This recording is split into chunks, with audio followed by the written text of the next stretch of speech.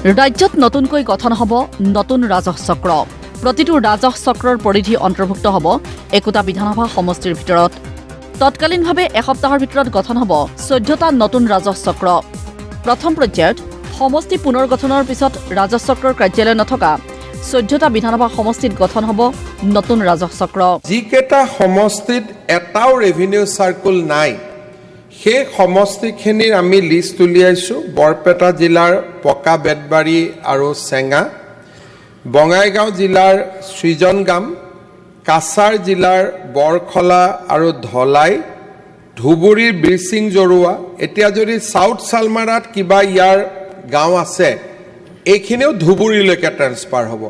ধুবুৰীত বিৰচিং জৰুৱা, ডিব্ৰুগড়ত খোৱাং, গোৱালপাৰাত জলেশ্বৰ, কামৰূপ মহানগৰত চেণ্ট্ৰেল গুৱাহাটী, লখিমপুৰত নাওবৈচা, তিনিচুকীয়াত মাকুম ডিগবৈ আৰু শোণিতপুৰ জিলাত ৰঙাপাৰা, বিশ্বনাথ চাৰিআলিত বিহালী।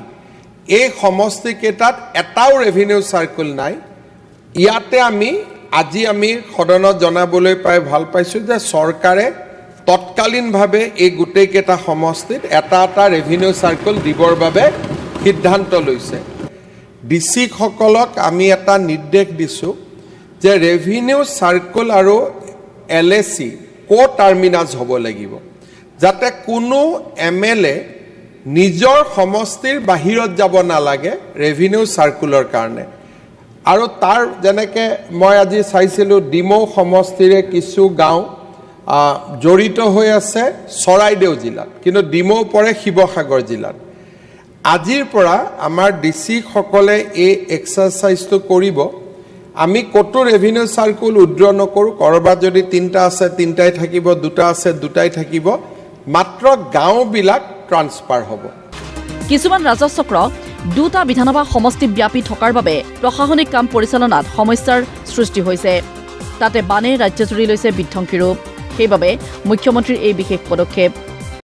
মূল উদ্দেশ্যটো হ'ল পঞ্চায়তৰ সীমাটো যেনেকৈ সমষ্টিৰ ভিতৰত, তেনেকৈ ৰেভিনিউ ভিলেজো এতিয়া সমষ্টিৰ ভিতৰত হ'ব, যাতে সমষ্টিৰ বাহিৰৰ চাৰ্কুল অফিচাৰৰ তাতে সমষ্টিৰ মানুহ বা সমষ্টিৰ বিধায়ক যাব নালাগে।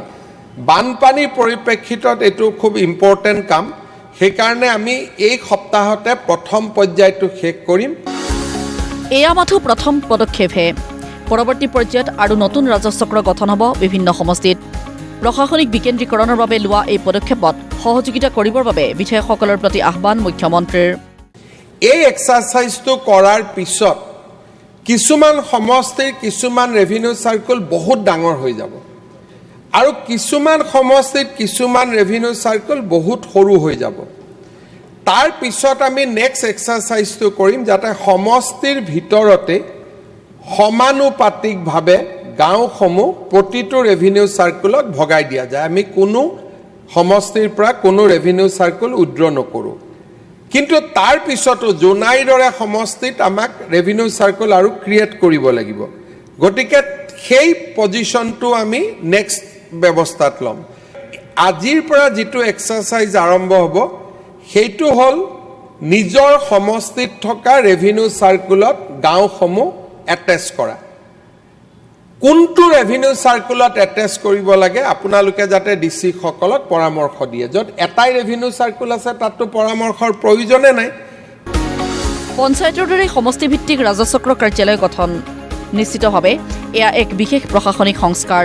কোনো মেৰপেচ নোহোৱাকৈ এই সংস্কাৰৰ সুফল ৰাইজে পোৱাটোহে এতিয়া মূল কথা। উল্লেখযোগ্য যে প্ৰথম পৰ্যায়ত BTR অন্তৰ্গত সমষ্টিসমূহ এই সংস্কাৰৰ আওতাৰ বাহিৰত থাকিব। ব্যুৰ ৰিপৰ্ট, প্ৰতিদিন টাইম।